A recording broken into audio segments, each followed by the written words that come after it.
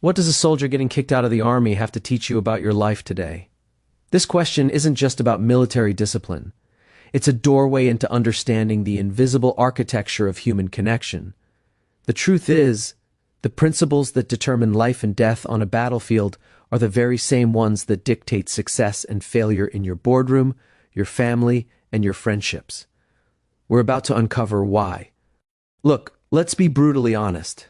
No institution, no matter how revered, is flawless. The armed forces, for all their structure and honor, have their share of brilliant, inspiring commanders and, inevitably, some not-so-great ones who operate from a place of fear or ego. This spectrum exists in every human organization.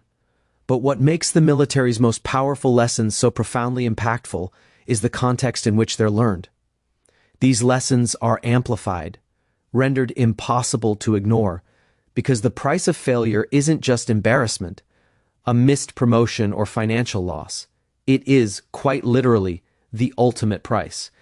In our daily lives, a mistake might cost us revenue, a client, or a job. These are significant, yes, but they are recoverable.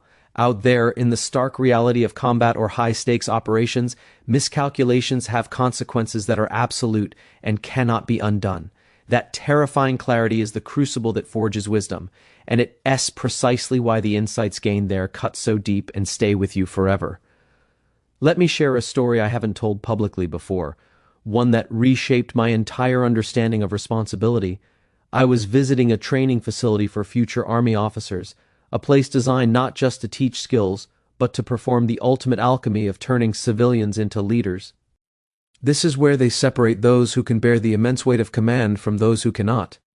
I was scheduled to meet the general in charge, a man legendary for his fanatical punctuality. In that environment, being precisely on time is considered late. You're expected to be early, prepared, and mentally switched on, a state of constant readiness. Yet, to my surprise, he arrived late to our meeting, entering the room with a palpable tension and apologizing profusely with genuine distress in his voice. He explained there had been what he called a serious incident on the base, and they were in the process of deciding whether to discharge a soldier because of it. My mind, conditioned by civilian consequences, immediately raced to the worst possible scenarios. Had there been theft, violence, a security breach? What horrific act could justify such a severe and career-ending response?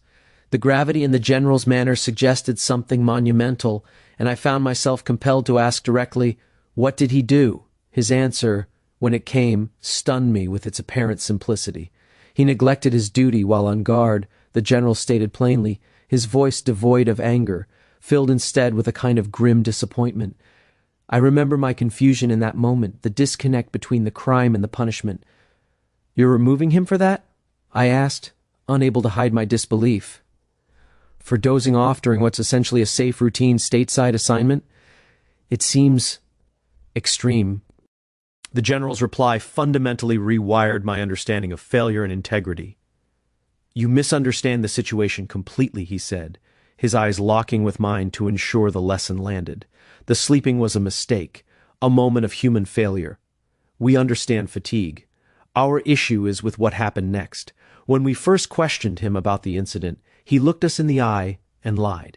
He denied it completely, even when we presented him with initial circumstantial evidence. He constructed an elaborate story to cover his tracks. Only when we provided irrefutable proof, when he had no possible escape from the truth, did his posture collapse, and he finally uttered the words, 'I am responsible for what I did.' Our issue isn't primarily with the original error. It's that you don't get to choose when to accept blame based on when you get caught. True accountability means accepting responsibility the moment you make the choice, not when the evidence boxed you into a corner." He continued, drawing the crucial distinction. "We actually had another soldier who failed in exactly the same way just last month. That young man, the moment his shift was over, went directly to his superior officer.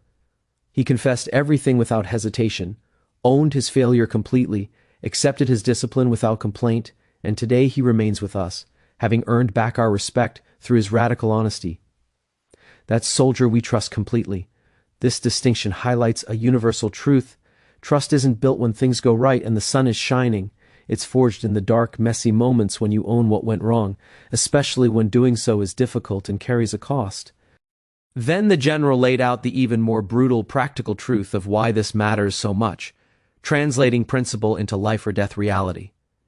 If I were to place this first individual, the one who lied, in a position of command, he explained, and his unit suspects for even a second that he will lie to save himself, that he won't put their safety first, or that he'll avoid answering for his failures, that essential bond of trust, the glue of any effective team, shatters completely.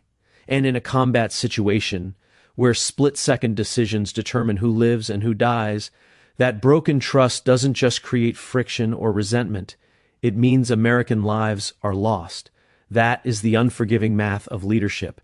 That's the reality we face every single day. This perspective makes perfect, logical sense within a battlefield context, but we need to recognize that we are essentially ancient creatures, equipped with Stone Age brains trying to navigate a complex, hyper-modern world. For thousands of years before cities, corporations, and digital networks, we lived in small, tight-knit tribal groups, rarely numbering more than 150 individuals, what anthropologists now call Dunbar's number. In that primal setting, trust wasn't just a social luxury or a virtue, it was your lifeblood, your primary insurance policy for survival. If someone was honest about their mistakes, if they admitted they broke a tool or took the wrong path, you learned you could trust them when predators approached, when winter was coming, or when rival tribes threatened.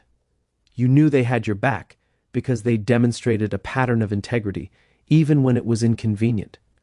Conversely, if they deceived you, hid their errors, or boasted to elevate themselves at the group's expense, you quickly learned you couldn't rely on them when danger came in the night. That subtle, creeping distrust could create tiny fractures that, under pressure, doomed the entire community to starvation, attack, or internal collapse. We still carry those deep-seated survival instincts within us, often without realizing it. Our subconscious evaluations of each other, whether a coworker, a friend, a partner, or a leader, remain profoundly primal. The subtle signals we constantly send and receive about reliability, honesty, and group commitment are the same signals our ancestors used to determine who would help them survive another winter and who would be a liability. Observing these human dynamics where the stakes are absolute and immediate, as in military contexts, makes it startlingly clear they're operating everywhere in our modern lives, from corporate boardrooms and project teams to family dinners and social circles, which brings us to the profound danger of ostracization, an act we often trivialize but which is in fact a social nuclear weapon. Why is ostracizing someone so damaging, far beyond mere hurt feelings? To understand, think of a classic nature documentary showing a vast herd of wildebeest on the African savanna. They appear to graze peacefully, but they're actually in a constant state of nervous vigilance, a collective consciousness attuned to threat. One animal hears the snap of a twig or catches an unfamiliar scent, and the entire herd freezes, transmitting a wave of alertness instantly through the group. Now notice their defensive formation. The strong, healthy reproductive members are unconsciously protected in the center, a place of relative safety, while the old, the sick, the weak, and the inexperienced are pushed to the periphery. When predators like lions or hyenas strike, they naturally and efficiently target these vulnerable outsiders. This harsh, unconscious strategy protects the genetic core and future of the herd, ensuring its continued survival. For a human being to be pushed out of the tribe, to be shunned, mocked, or systematically isolated, triggers this same ancient, visceral terror. It is our oldest and deepest fear, coded into our DNA over millennia. It's the fear of being the wildebeest on the edge. Humans are social animals, just like those wildebeest, elephants, or wolves. Our brains are wired for connection, that cortisol-fueled alertness, that sinking feeling in your stomach when you walk into a room where you might not be welcome, or when you feel excluded from a group text, is the same physiological survival response that kept our ancestors alive in dangerous, unfamiliar territories. When we mock, bully, exclude, or systematically isolate people, we are enacting a modern, psychological version of pushing them to the periphery of the tribe. The psychological terror they experience isn't just about loneliness or sadness, it's identical to that of the wildebeest forced to the edge of the herd. The terrifying primal awareness that you have been offered to the lions, that the community has withdrawn its protection. This profound understanding helps explain the extreme reactions to isolation. It's why the quiet kid who eats alone every day, or the employee who is constantly sidelined and gaslit, can sometimes reach a breaking point. Isolated individuals, particularly young men without strong social bonds, can become dangerously unstable because their fundamental human need for belonging has been shattered. This triggers a desperate, often destructive survival mode that screams, "If I can't belong to the tribe, then I must survive alone, by any means necessary." This isn't to excuse violence, but to understand its deepest, most tragic roots in the violation of our core human programming. These underlying patterns of trust, accountability, and tribal belonging become starkly visible when the stakes are immediate survival. They're just harder to recognize when the consequences are masked as merely financial, social, or professional. We call it office politics or drama instead of seeing it for what it is, the modern theater for our most ancient survival games. The principles, however, remain exactly the same. Your reputation for accountability is your single most valuable asset. The team that trusts each other is the team that wins, and the person you exclude today is being psychologically sent to the edges of the savannah. If you found this perspective valuable, if it gave you a new lens through which to view your relationships, your leadership, and your communities, then you understand that these winds of thought carry real insight. Please help our community grow by liking this video and following for more content from Winds of Thought. Your engagement helps us continue exploring these deep, fundamental truths about what makes us human and how we can build a world that understands the profound power of trust and the true cost of breaking it.